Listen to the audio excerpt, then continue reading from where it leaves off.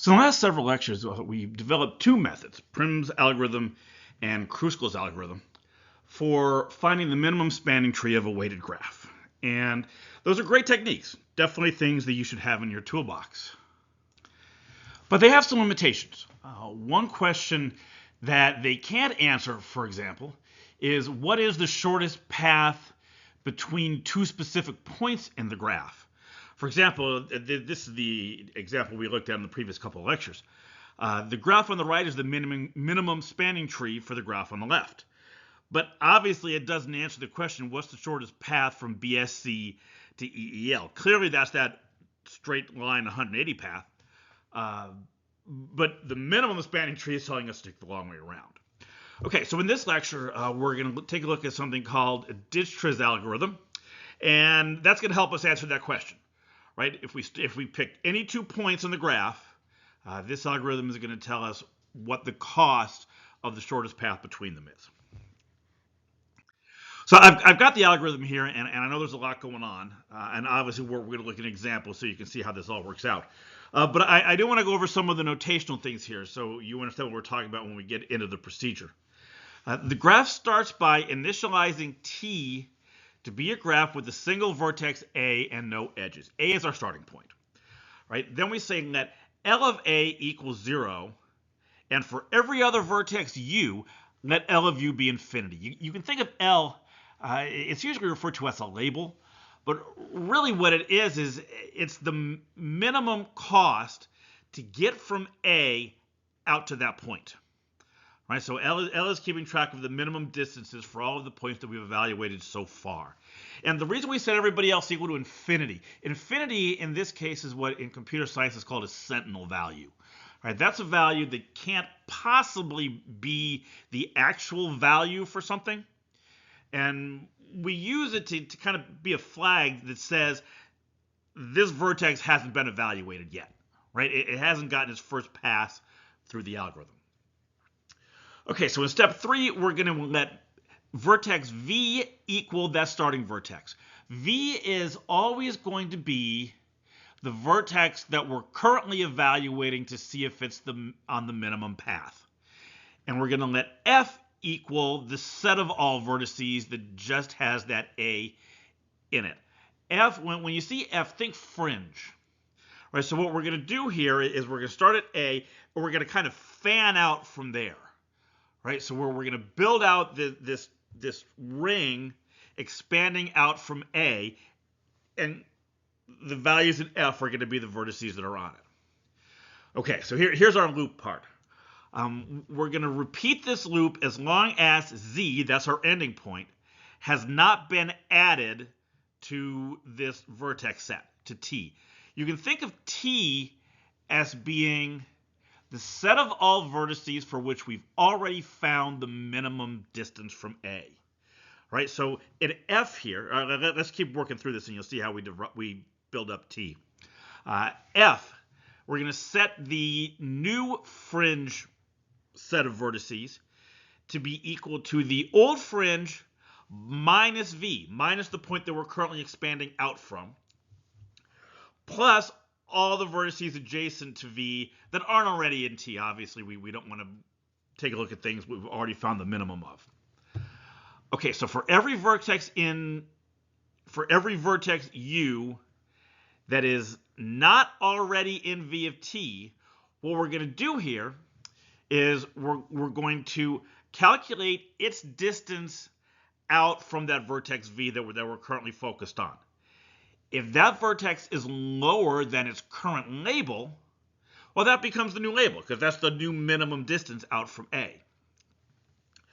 And finally, once we've updated all of those labels, we're going to find the vertex with the smallest value in the fringe, and that's going to become the new V on the next pass.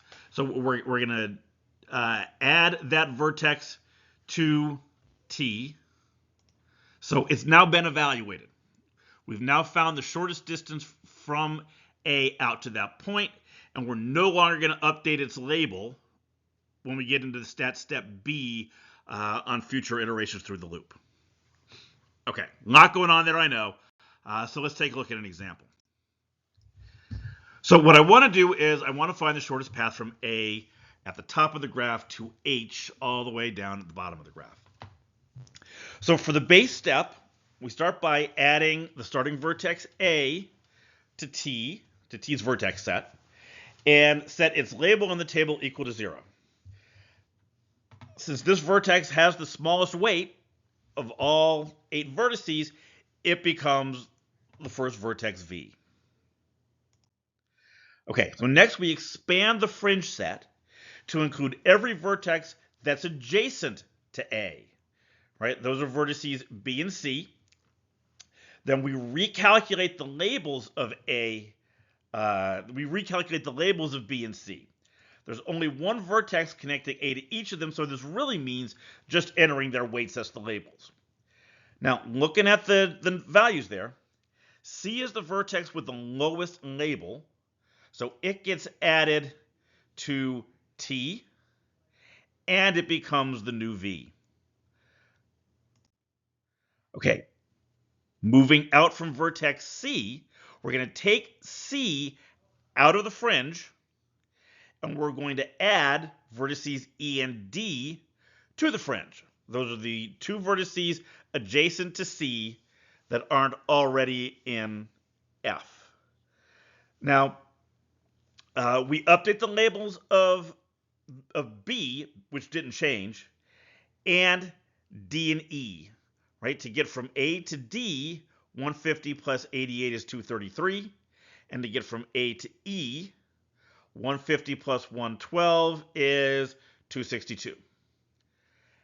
The new minimum label has shifted over to the other side of the graph, right? The new minimum label belongs to vertex B, so that's going to get added to T, and it becomes the new value of vertex B, vertex V. Okay, moving out from B, we add G and F to the fringe set. B gets taken out. Remember, every time we expand out from something, it gets removed from the fringe. And we update the labels for D, E, F, and G. Now, the new minimum label is D, so we're going to add that to T, and it becomes the new V. Now, I want you to notice what happened here. Since E isn't in T, its label had to get reevaluated at this stage, which means considering whether or not the kind of roundabout path from C to E through D was actually less than the direct route.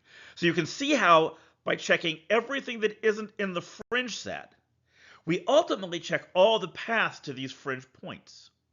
Now, based on this reevaluation, the weights don't change, since the direct path was cheaper. So we add E, the new minimum vertex, to T, and that becomes the new V. Now the fringe expands to include H, but we aren't done yet just because one path made it there.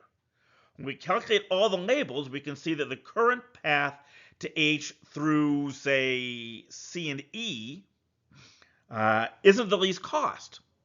And this is telling us that it's possible that one of the other paths might still end up being lower, depending on the edges we need to follow to get them the rest of the way out to H. Okay, so the paths to G and F, the other 2 fringe vertices, didn't change. So their labels stay the same. G gets added to T and becomes the new V. All right, that didn't change any of the labels.